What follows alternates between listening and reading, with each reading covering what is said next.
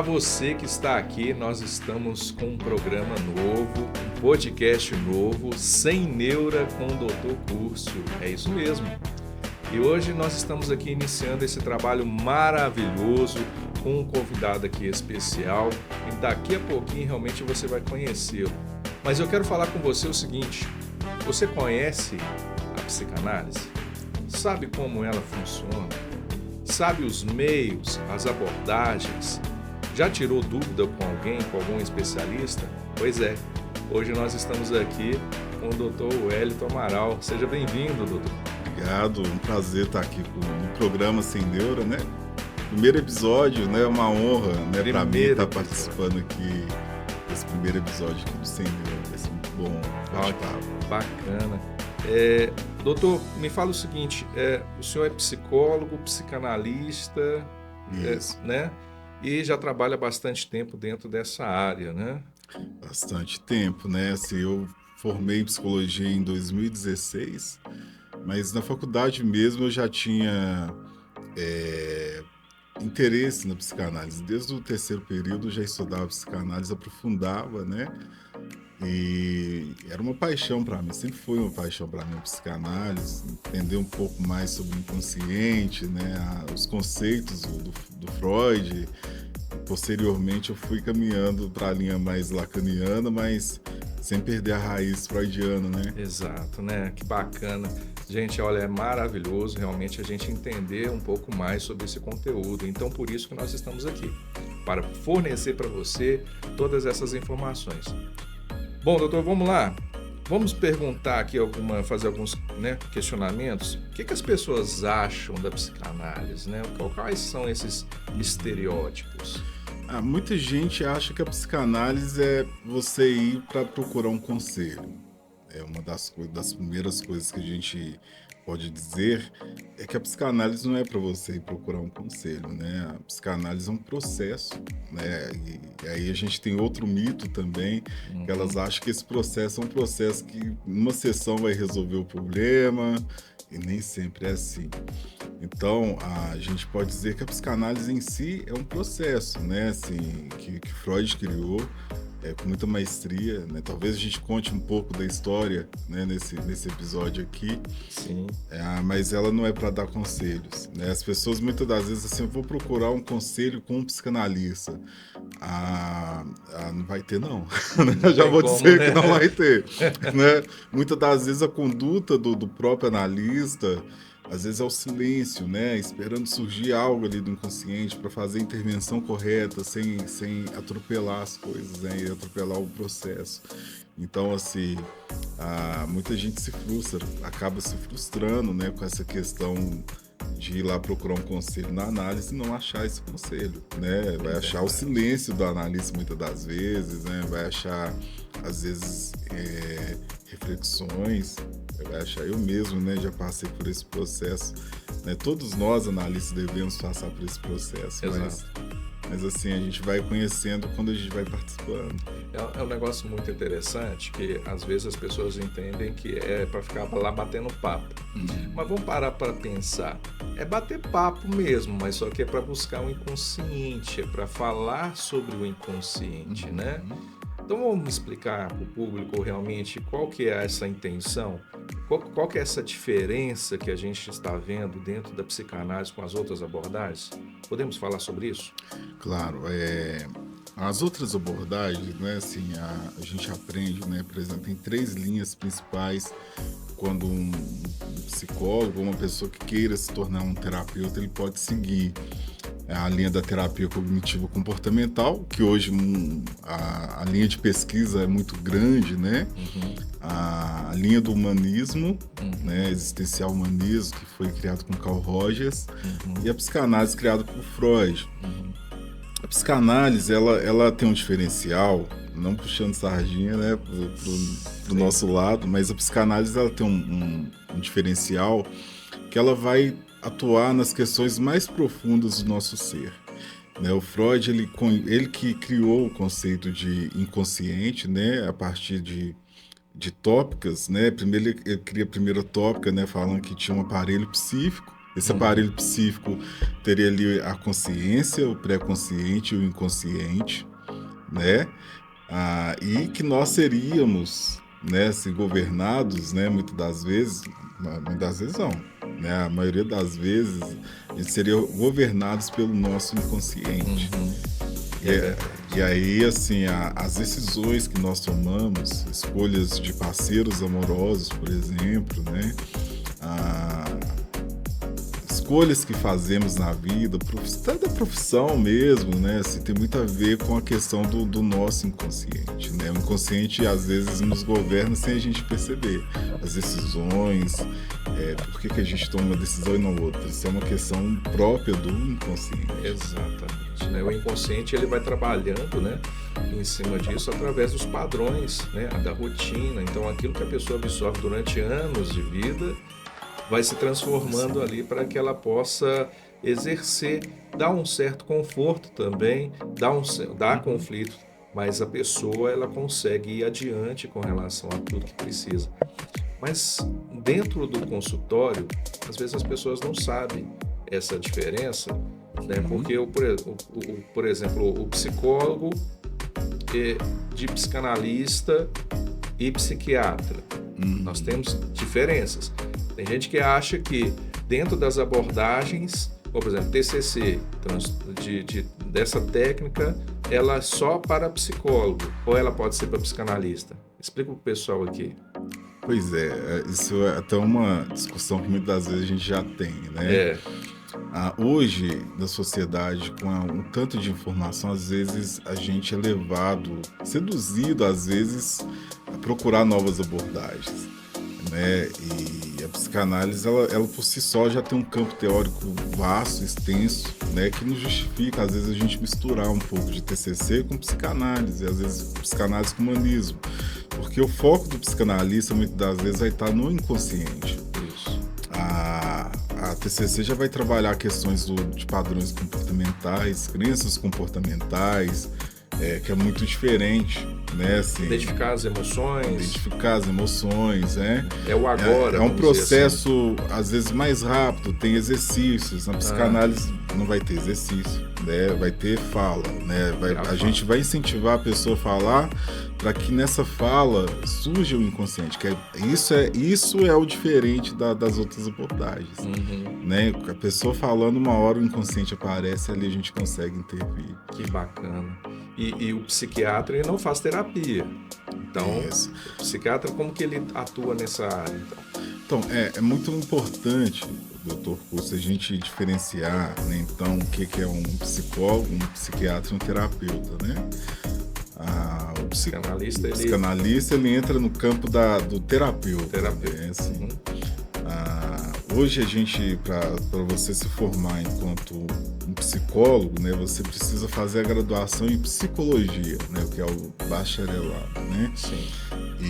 Então tem que passar pela faculdade. 5 anos, né? Você formou, mas aí você ainda não é um psicólogo. Você precisa se filiar. Hoje é o que a gente chama de conselho, né? Conselho regional ou federal de psicologia. Para você se tornar um psiquiatra já é um pouco diferente, né? Você precisa fazer a graduação em medicina e posteriormente especialização, posteriormente às vezes uma residência em psiquiatria, né? E aí você se torna o psiquiatra, né? O terapeuta já é um pouco diferente. No caso do psicanalista. Isso, né? Que é o psicanalista. Hoje muita gente, inclusive, tem ido por esse campo, né? Não falo que é o mais fácil, porque hoje a gente tem a Academia Brasileira de Psicanálise, que a gente leva muito a sério, né? Por exemplo, a questão da formação. As pessoas acham que vai encontrar um caminho fácil, nem sempre né? Porque vai ter ali todo um rigor, né? Então tem escolas sérias, né, que ensinam as pessoas a se tornarem terapeutas com ênfase, por exemplo, na psicanálise, na terapia cognitiva comportamental, até mesmo humanismo, né? Então, assim, o terapeuta, na verdade, ele faz um curso, né, para se tornar um terapeuta, não necessariamente uma graduação igual na psicologia e muito menos uma graduação da medicina, né, para se tornar um psiquiatra. A diferença é essa.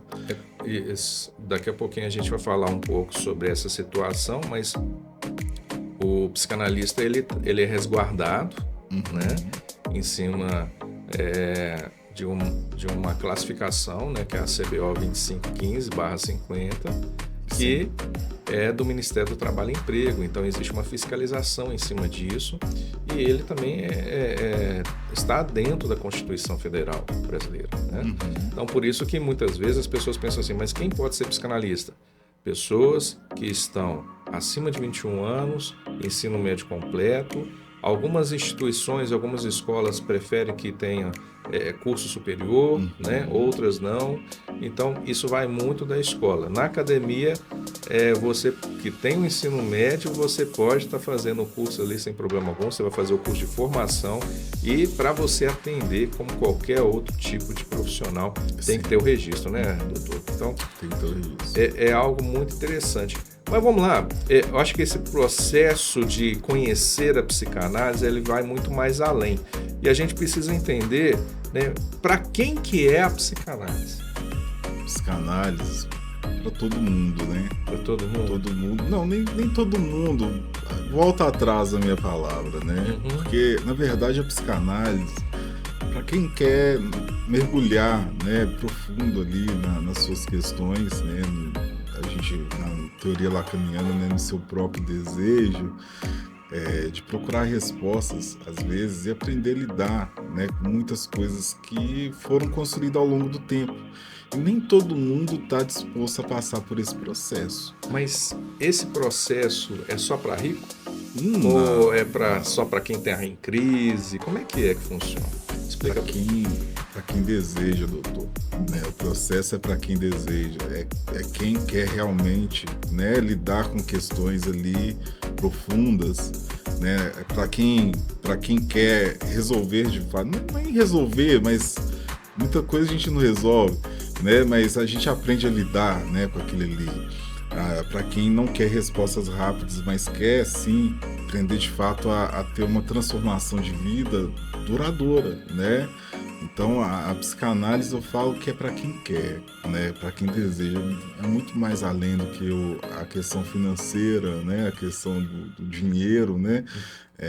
Hoje a gente vê a questão da psicanálise social, né? Que engloba muita gente aí. Exato, né? E é interessante essa parte da psicanálise social porque antigamente para se estar no consultório psicanalítico era realmente só para uma elite. Sim. Hoje já se pode qualquer pessoa participar de um consultório, né, para fazer ali o seu tratamento. Mas eu posso dizer uma coisa? Claro.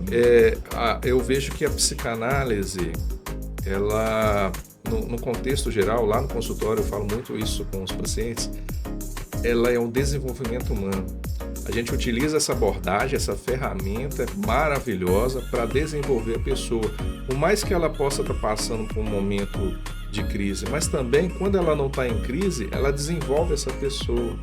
Ela transforma essa pessoa no dia a dia. Então, por exemplo, aquele atleta que precisa de desempenhar melhor na saúde mental, né? Nós tivemos aí as Olimpíadas, né, passadas. Sim. O problema realmente que a saúde mental traz para o desempenho, para o desenvolvimento do atleta é algo significativo, mas a gente precisa trabalhar em cima disso com a psicanálise, porque são questões inconscientes, você trabalha em cima de padrões.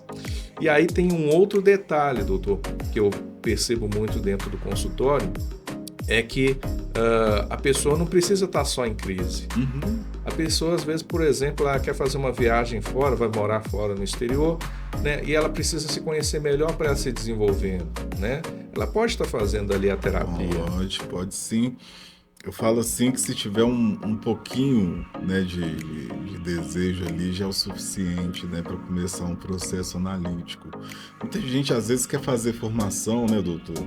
A gente procura ali, eu quero fazer uma formação em psicanálise que eu vou me conhecer. Não vai funcionar, né? Porque a gente fazer a leitura do nosso próprio inconsciente é um desafio muito grande. Embora assim, Freud, né, conseguia fazer essa leitura do próprio inconsciente dele, mas a gente, por si só, né, precisa de alguém para poder ir lá, conversar, falar, e às vezes abrir a nossa mente para algo novo, né? Talvez coisas que a gente não enxergava, né? Talvez coisas que a gente passava despercebido ali, né? Por que eu tomei uma decisão e não outra, né? E ali tem sempre uma questão que envolve o inconsciente por trás, bem sutil, né?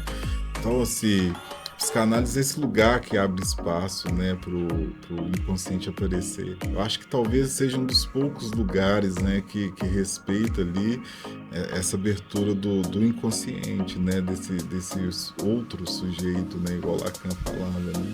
E o processo dentro do consultório, ele é um processo que a gente pode dizer ético, pode-se dizer que ela vai ficar somente ali dentro, né? Ou será que a pessoa vai ter que ficar falando fora sobre as suas questões? Como é que funciona isso dentro do consultório? A pessoa ela tem que chegar e falar, mas ela pode falar com certeza, ela pode ter segurança e estar falando tudo o que ela precisa? Regra básica da psicanálise é fale tudo, né? Que tiver na cabeça, tudo mesmo, né? Assim, tem sem restrição. Às vezes, assim, já aconteceu, assim, xingar, às vezes uma questão ali, ele tava com uma coisa engasgada e falou. E aí ele soltou, posso falar sobre isso? Pode, deve, né? Que é o espaço que é para falar, né? Sobre essas coisas, né? Eu tenho uma slogan, né? Que é falar faz bem, né? E ali no consultório é o lugar para dizer tudo, né? Tudo mesmo, né? Então a regra básica da psicanálise é falar tudo. E é nesse espaço que você vai ter ali um sigilo, né? A gente, enquanto psicanalistas, psicólogos, deve ter o sigilo, embora, né, a gente sabe que às vezes nem todo mundo pode exercer isso. Então, o que orienta as pessoas sempre a pesquisar mesmo, né, sobre a questão sobre os profissionais, né? Profissionais, para não ter um problema, né? Isso pode trazer danos psicológicos, que danos seria um morais. desvio de conduta do profissional em estar fazendo isso, né? Expor realmente ali o paciente sem necessidade, sem autorização, né? E essa formação do psicanalista, como é que funciona? Porque uma coisa é a gente falar sobre o paciente dentro do consultório. Outra coisa é o psicanalista dentro do consultório. Como é que é essa figura dentro do consultório? Então, hoje, no mundo, né? Vamos falar que é só no Brasil, porque o Freud, quando cria a psicanálise, ele cria também um tripé. Você precisa passar por supervisão, análise e estar sempre em formação. Então, assim, espera-se que os psicanalistas façam jus desse tripé, né? Se você encontra um psicanalista, faz uma terapia com um psicanalista, você pode perguntar, ter a liberdade de perguntar se ele faz análise também. Se ele não faz análise, né, aí já tem alguma coisa ali que precisa... Ele está cumprindo muito bem o que foi estabelecido ali para ser um psicanalista. Verdade. Tem muitos profissionais realmente que não fazem análise. Sim, aí é aquela coisa assim, eu quero medicar, mas nunca provei do remédio, né?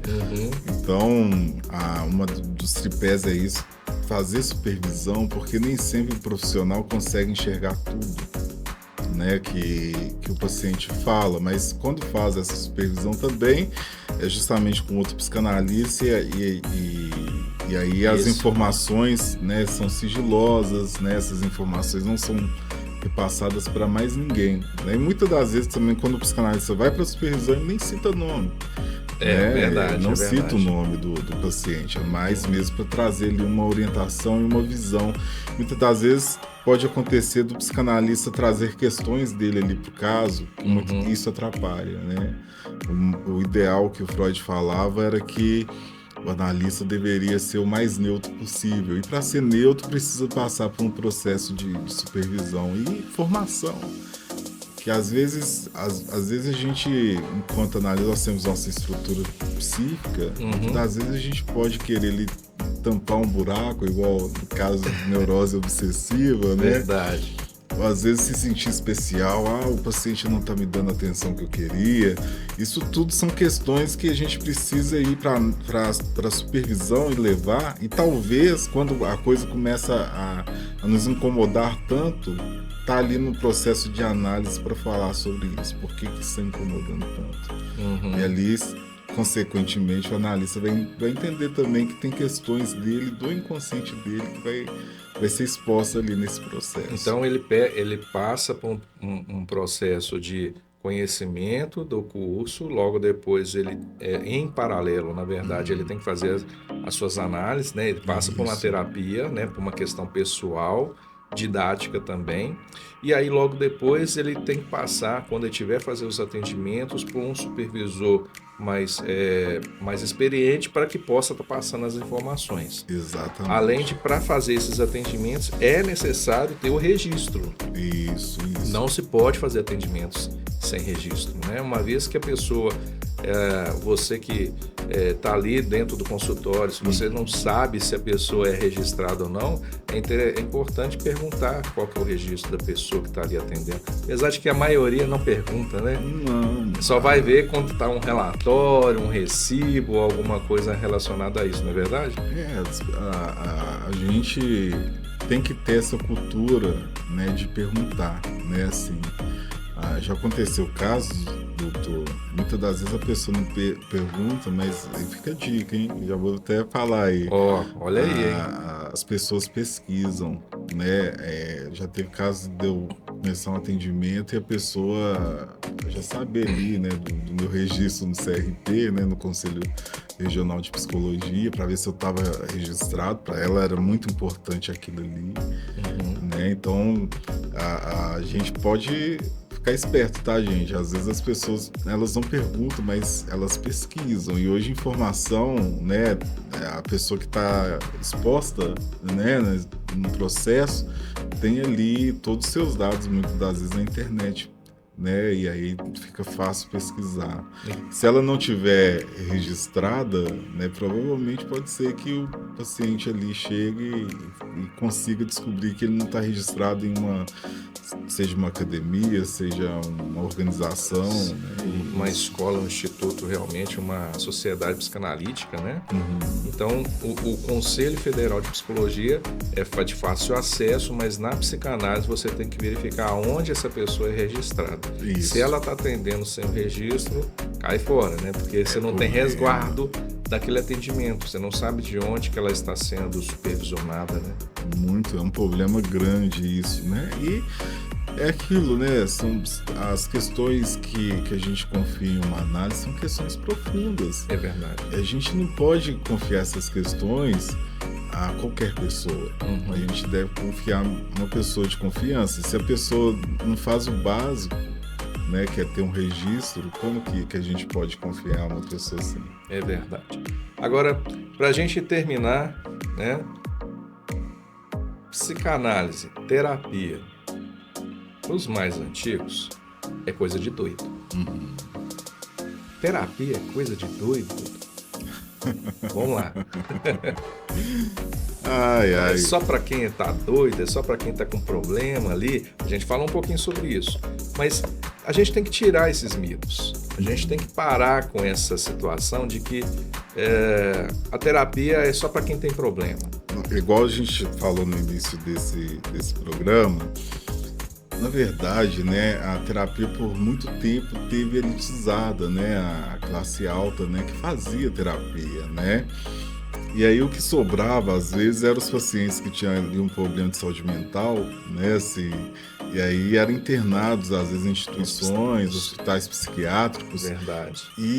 E aí os profissionais que geralmente atendia, né, muito deles, naquela época a TCC não era tão expandido igual é hoje, né, eram psicanalistas, né, então assim, aí pega o jargão, né, isso é coisa de doido, né, porque se não era da classe alta, né, na classe alta isso sempre, nunca foi tabu, mas assim, na classe média, classe mais vulnerável da sociedade, isso se tornou devido a esse estigma, né, que foi se criando, né, devido aos profissionais ali de psicanálise sempre estar nesses serviços.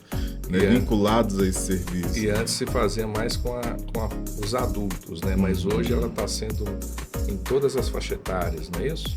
Sim, hoje está tendo uma epidemia muito grande, né, de vários sintomas que a gente, por exemplo, TDAH, a gente tem hoje, fala-se uma epidemia até de autismo, né, que tem surgido aí muitos casos desses, né? Né?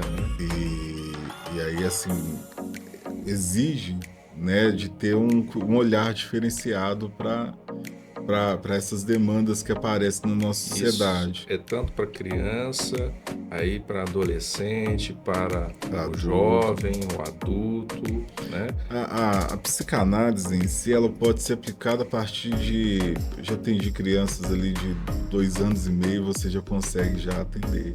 Olha, né, assim, tem ali manejo para cada idade, mas você consegue atender a partir de 2 anos e meio, 3 anos, 4 anos, 5, 6 anos é a fase ideal, né? Que ali está acontecendo. Que ela já consegue falar, já consegue coisa, falar, né? E está na fase importante ali do desenvolvimento, né, que a gente chama na psicanálise de fase fálica.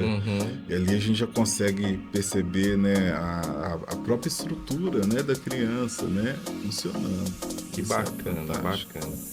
Olha, esse programa Sem Neura, ele vem para realmente trazer muita informação, né? É sem neura mesmo, porque na verdade as pessoas não entendem muitas coisas e a gente vem trazendo realmente coisas novas, né? Nós vamos trazer conteúdos, temas realmente que muitas vezes são temas que precisam ser falados, atuais, né? E que vão auxiliar você no seu dia a dia, né? Então, todo mês nós estaremos aqui falando realmente sobre temas muito importantes. E eu acredito que você que está nos ouvindo, você que está em casa, você que está no seu trabalho, onde quer que você esteja, não fique de fora. Já faça aqui o seu cadastro, a sua inscrição dentro desse podcast e você vai ter muito conteúdo, viu, doutor? Isso aí. Tá certo? Bom, prazer enorme. Prazer é todo meu. Foi muito bom participar desse programa Sem Neura. Primeiro, né? Um privilégio para mim. Claro, né? Nossa, é uma parceria enorme que nós estamos criando aqui e nós vamos trazer muito mais conteúdos aqui. Então eu espero você até o nosso próximo programa.